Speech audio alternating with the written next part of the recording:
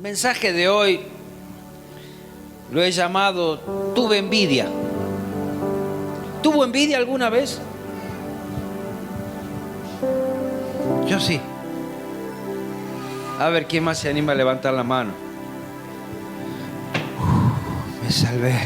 Pensé que yo solo me iba al infierno. Sí, tenemos envidia muchas veces. Pasado el tiempo de cristianos, tenemos envidia. Envidiamos a un hermano, envidiamos al pastor, envidiamos a los malos. Envidiamos la vida de otros, a veces desconociendo qué hay detrás de cada cosa. No se sabe si este salmo, el Salmo 73, fue escrito por Asaf, pero sí fue recopilado por él. El Salmo 73 dice el destino de los malos. Hay un título allí. Dice Salmo de Asaf. Y lo vamos a leer a este salmo, más que nada leerlo, y hay una porción muy importante que encontré de un escrito que también lo voy a compartir. Eso abrió mucho mi entendimiento acerca de esto, acerca de lo que le pasa a alguien. Hace poquito un pastor, alguien le regaló dinero para que se compre un vehículo, se compró una hermosa camioneta y otra persona dijo, mirá qué suerte, mirá, y como diciendo que no sé si se lo merece o si no se lo merece. Pero yo le decía a Jimé, no saben lo que ese pastor pasa, no saben lo que pasa un pastor. Quizás el trabajo del pastor es un trabajo que no tiene precio. No hay un precio para decir cuánto debería ganar el pastor. No hay un precio.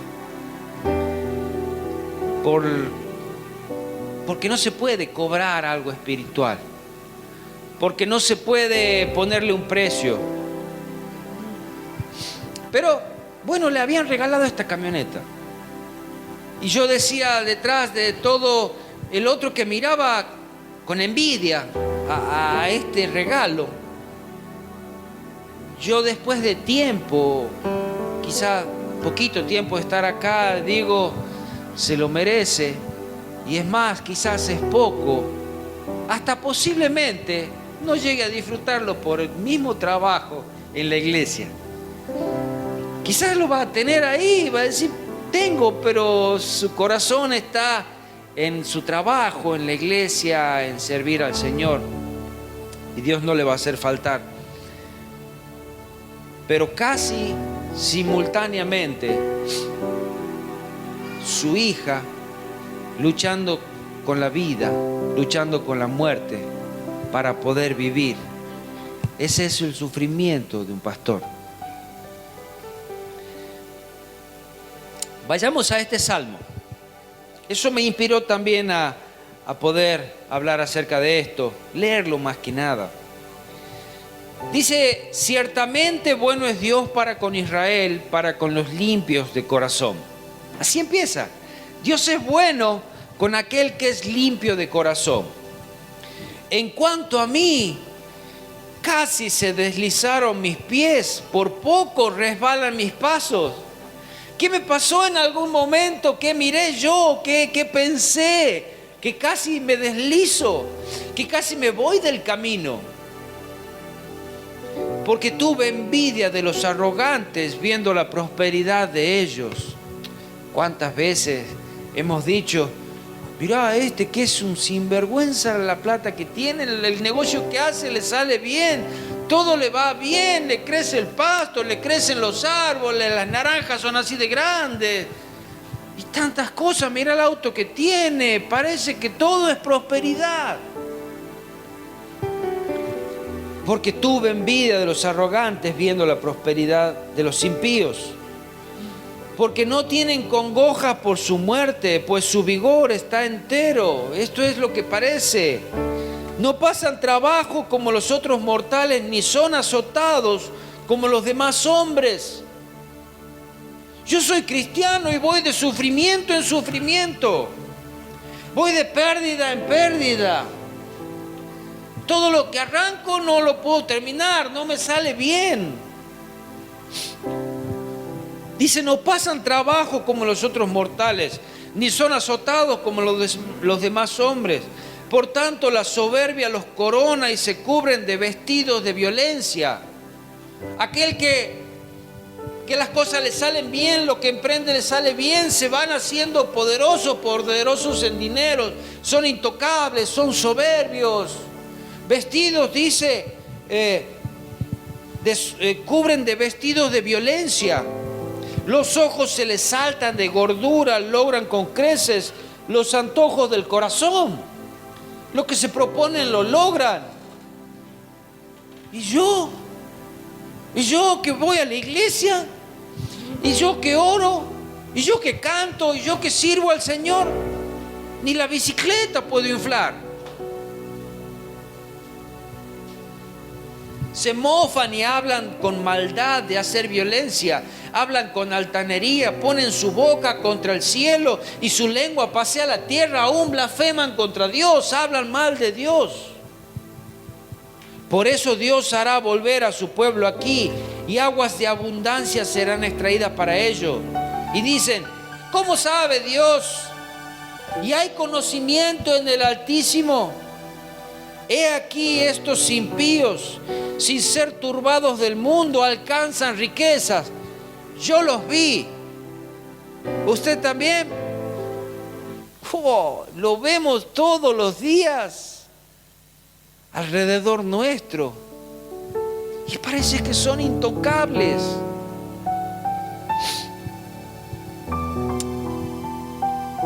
He aquí estos impíos sin ser turbados del mundo alcanzan riqueza. Verdaderamente en vano he limpiado mi corazón y lavado mis manos en inocencia. Me siento como un tonto quizás. Yo que hago las cosas bien, todo me sale mal. Cuando era más jovencito, hace unos 2 años atrás nomás, en varios momentos de la vida he dicho, bueno, me voy a poner firme en los caminos del Señor, y así lo hacía. Qué sé yo, oraba más, leía más la Biblia, no faltaba nunca un culto, servía más, y uno sabe cuando está más lejos de Dios y cuando... Entonces en esos momentos me ponía firme. En uno de ellos dije esto y parece que dije, bueno, vengan los males. No pasó casi nada, casi le destrozo el auto de mi viejo. Peor era para mí, porque bueno, no era mío, era de él. Le digo a mamá, pero mamá, justo que quiero hacer todo bien, mira cómo me salen las cosas. Bueno, no te hagas problemas, decía ella. Dice, verdaderamente en vano he limpiado mi corazón y lavado mis manos en inocencia. Así se sentía Asaf. Asaf era podríamos decir, el director de alabanza allí en el tabernáculo, allí en el templo. Era uno de los referentes de la música, era uno de los que llevaba al pueblo a la presencia de Dios, era uno de los que tenía que estar conectado con Dios. Vivía para eso, vivía de eso. Verdaderamente en vano he limpiado mi corazón y lavado mis manos en inocencia, pues he sido azotado todo el día y castigado todas las mañanas. Sí nos hemos sentido así, yo sí. Si dijera yo, hablaré con ellos, he aquí a la generación de tus hijos engañaría. Cuando pensé saber esto, fue duro trabajo para mí. fue una carga tan pesada para mí el haberlos envidiado, el pensar en lo bien que les va a ellos y en lo mal que me va a mí, posiblemente momentánea. Pero fue duro trabajo para mí. Esto es un pesar, esto me hace mal, Dios. Esto carga mi corazón de envidia, esto me aleja de ti. Esto hace que aún desee el mal a otro. Duro, esto es duro para mí, Señor. No sé qué quieres conmigo, qué quieres para mí. Cuando pensé para saber esto, fue duro trabajo para mí. Y el versículo principal para mí, hasta que entrando en el santuario de Dios, comprendí el fin de ellos. Hasta que entrando en el santuario de Dios, comprendí el fin de ellos.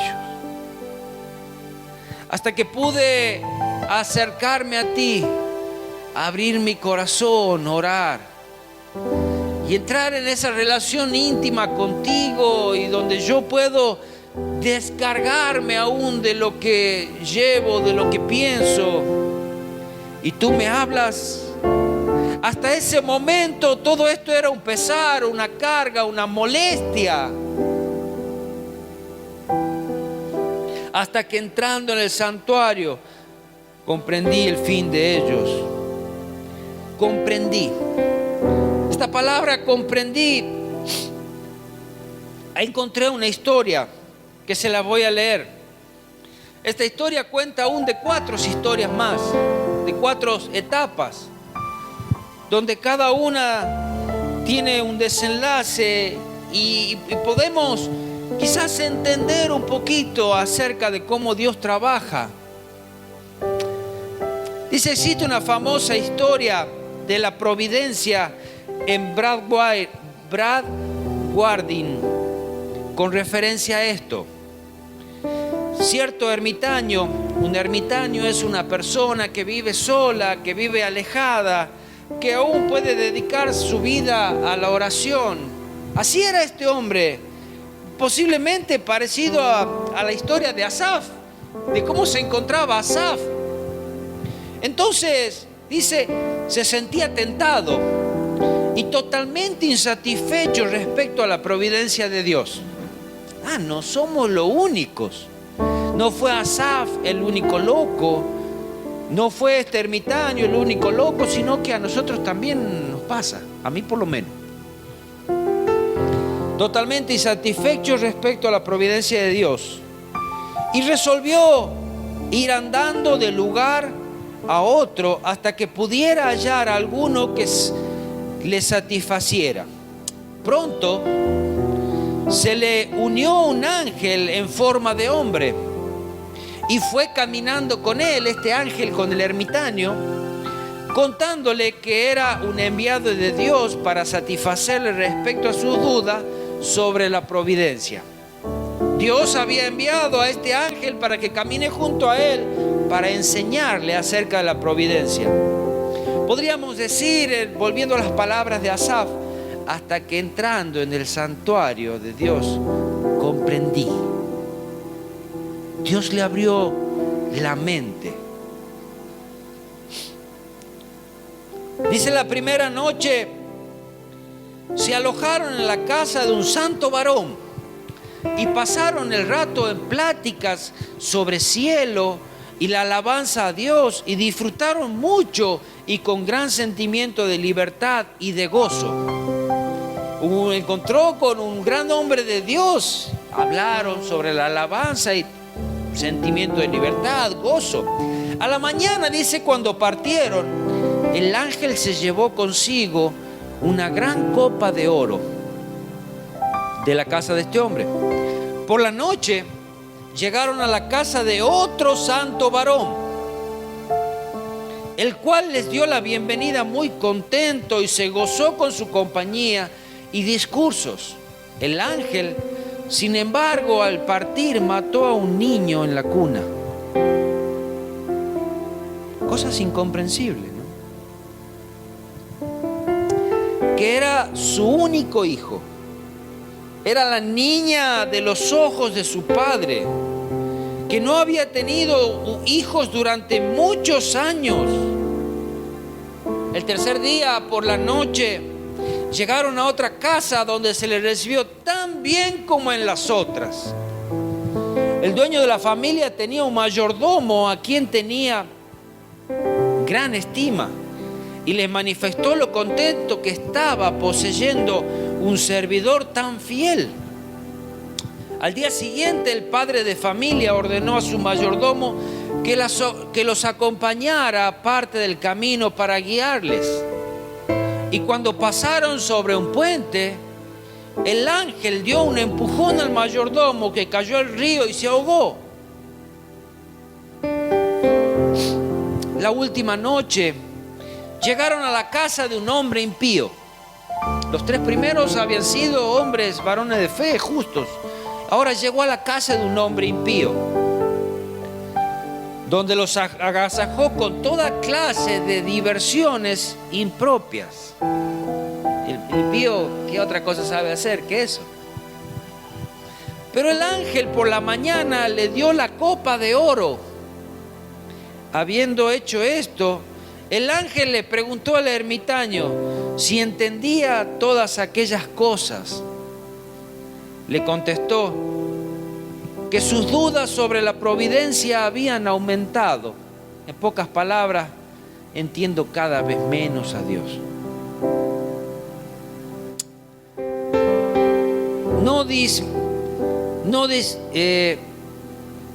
No disminuido, porque no podía entender por qué había tratado tan duramente a aquellos santos hombres de Dios que le recibieron con tanto amor y gozo, y había hecho un regalo al hombre inicuo.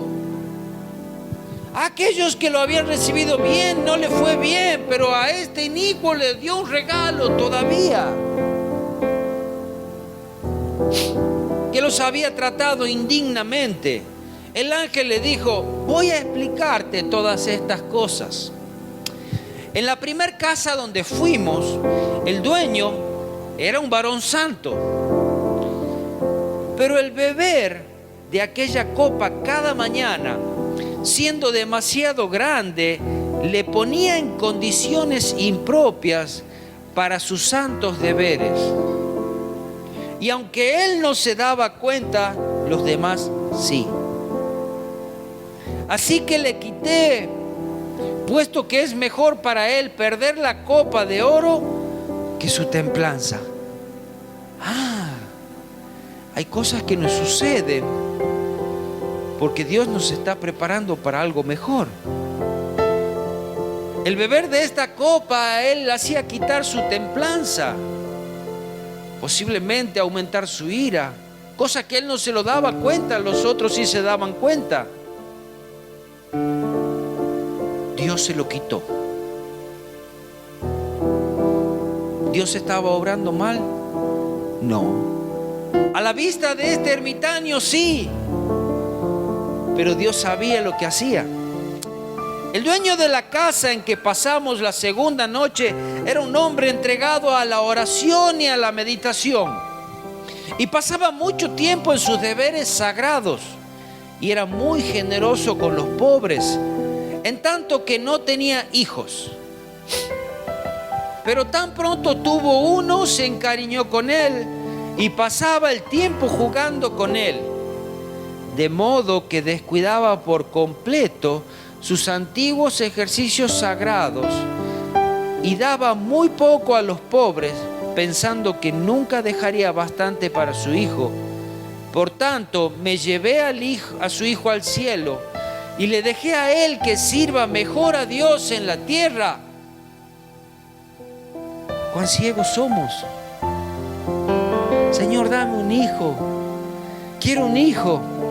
Cuando Dios nos da un hijo, nos olvidamos de él.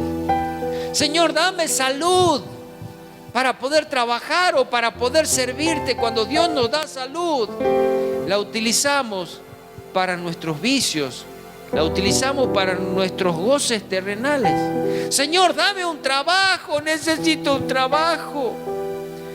Cuando Dios nos da un trabajo, nos olvidamos por completo de él. Ya no te necesito, Señor. Este hombre de fe, este hombre de oración, este hombre de servicio, se había olvidado de Dios a causa de su hijo que Dios le había dado. Entonces me lo llevé, así Él me pueda servir bien. ¿Cómo nos olvidamos de servir a Dios, de buscar a Dios, de orar a Dios cuando ya algo nos va mejor?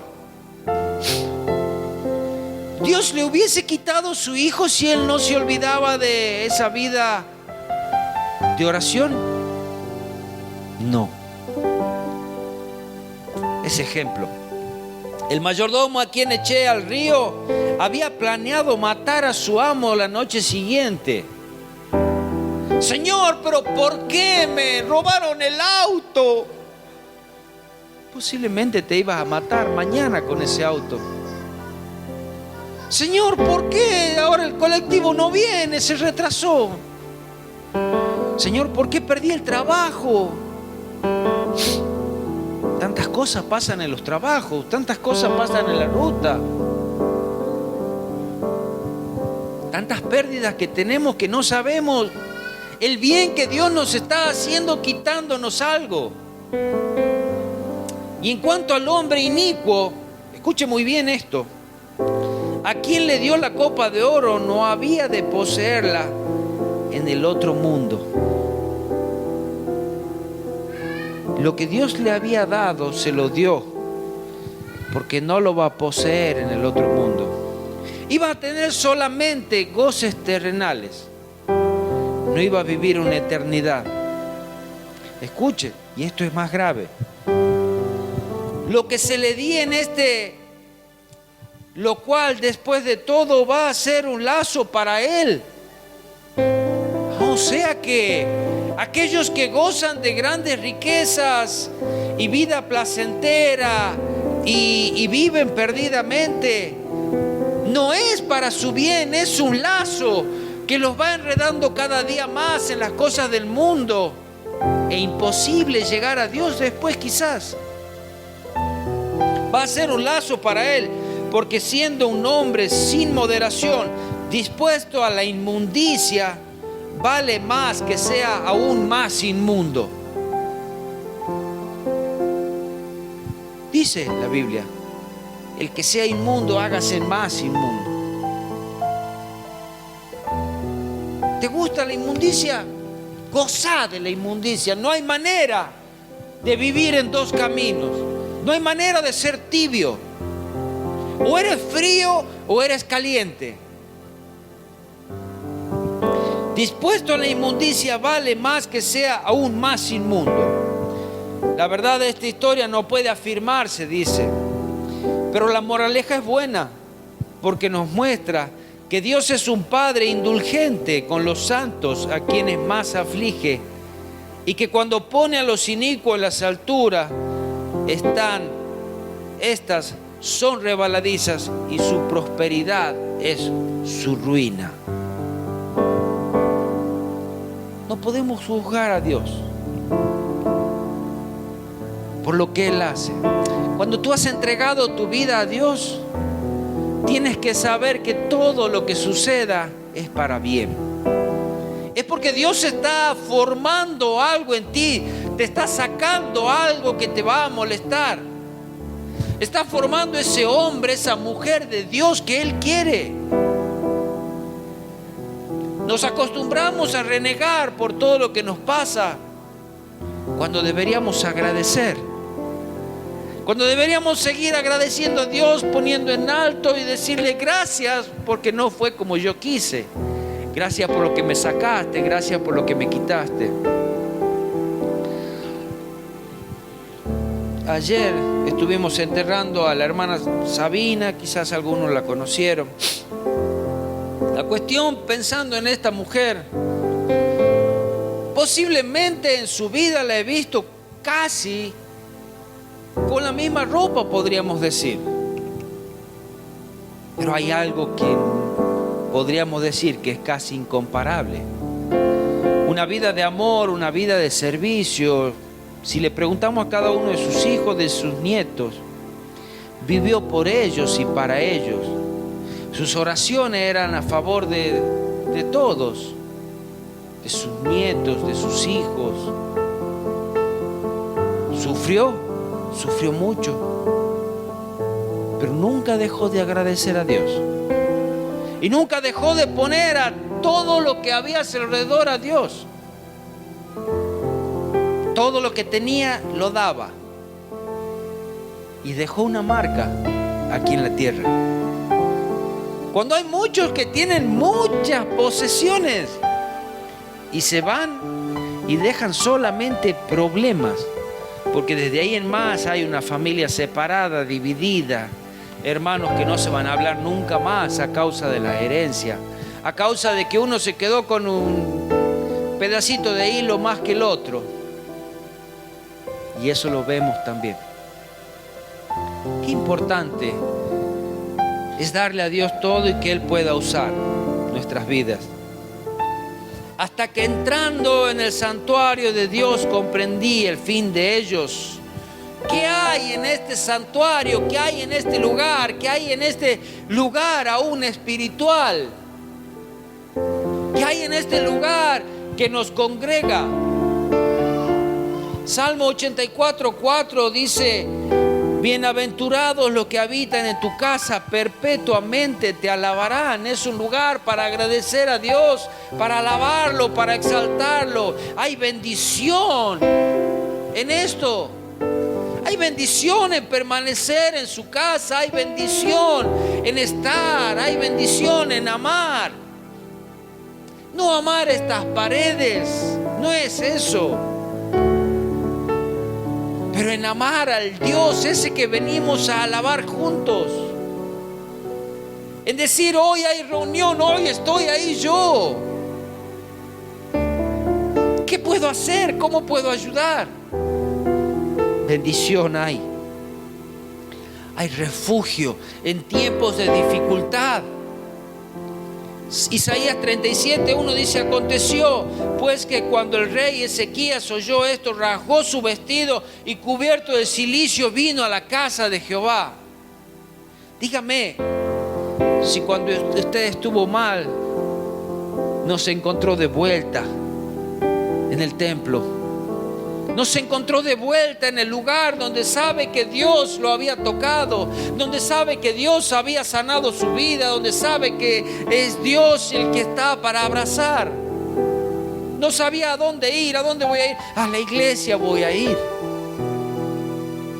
Allí están mis hermanos, allí está el pastor, ahí sí hay alguien que me va a ayudar a orar.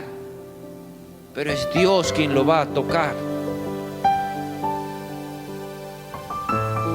Es un lugar de instrucción.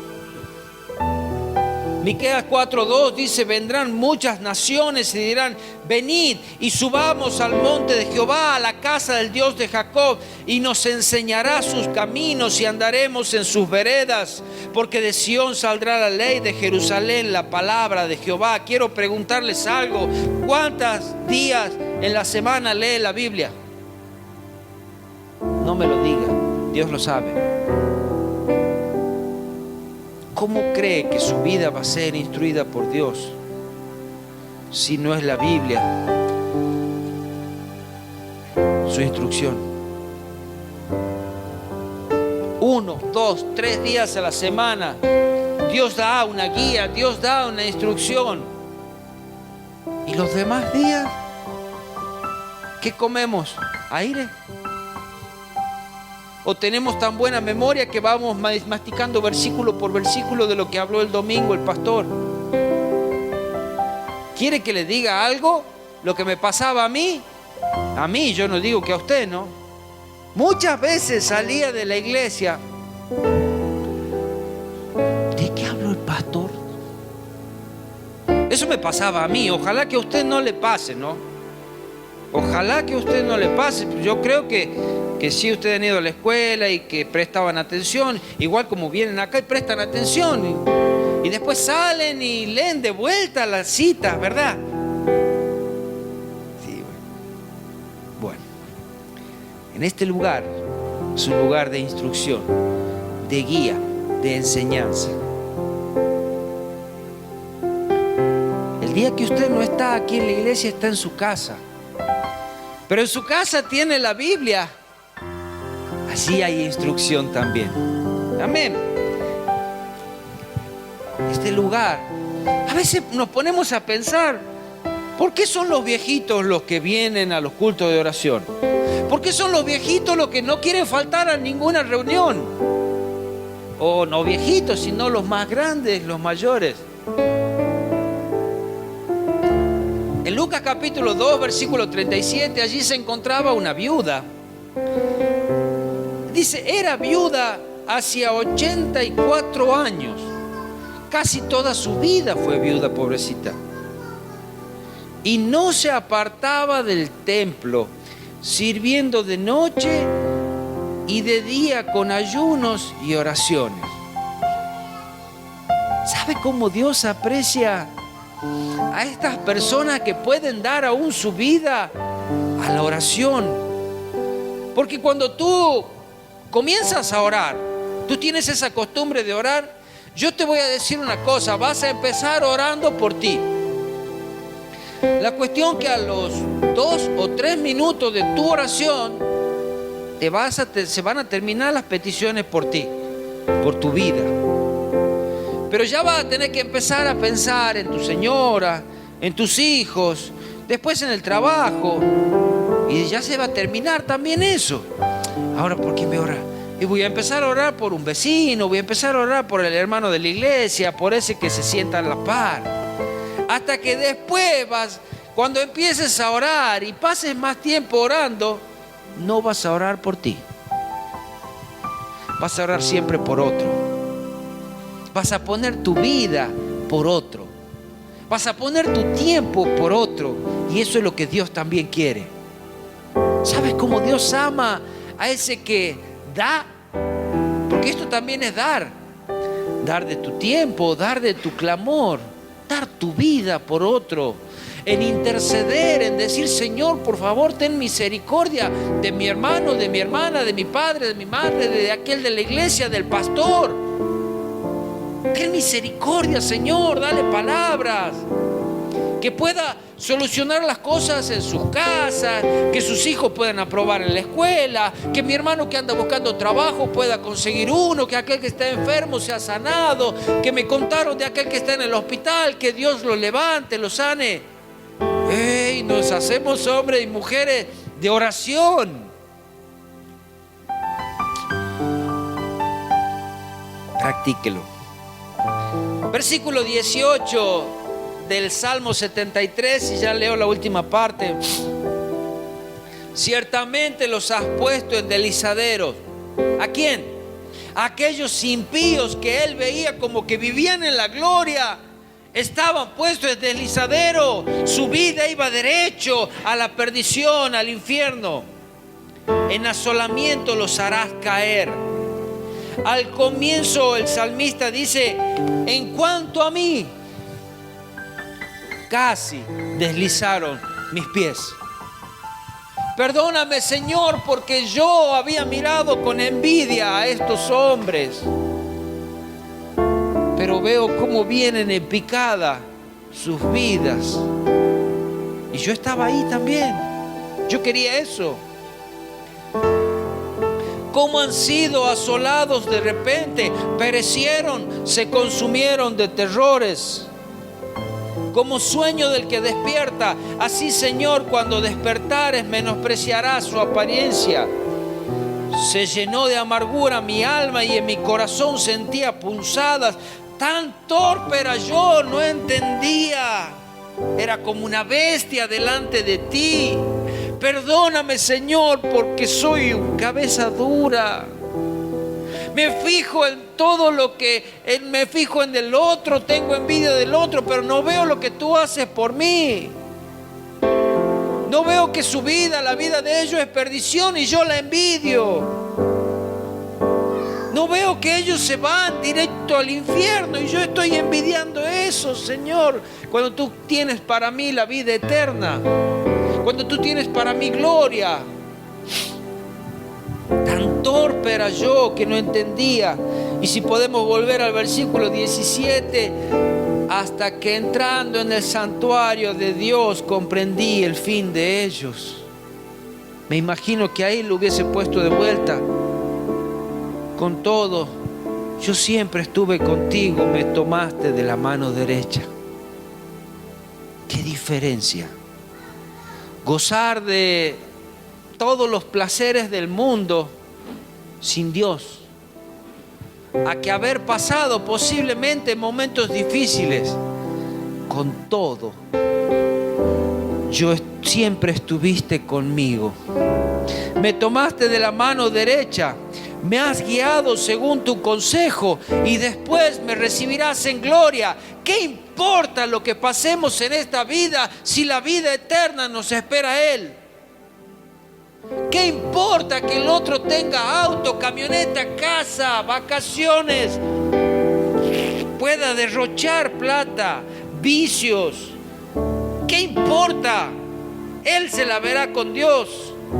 Su fin es perdición, pero yo, aún en los momentos difíciles que he pasado, tú me esperas en gloria.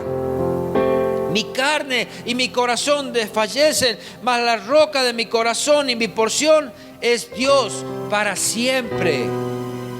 Porque aquí los que se alejan de ti perecerán. ¿Qué va a pasar a aquel que se aleja de Dios? Perece, muere.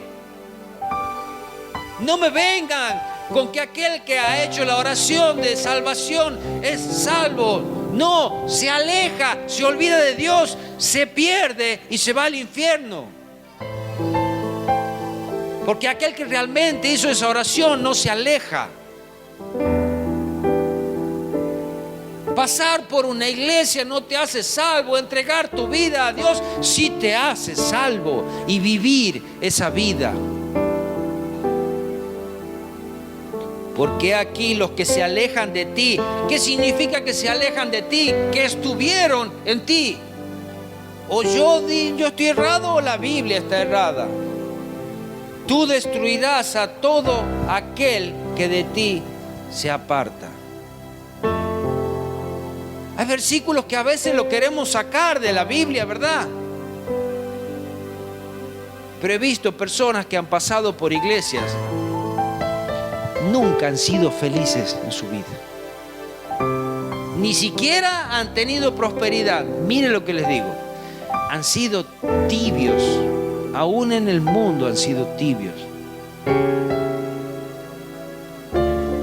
Es triste.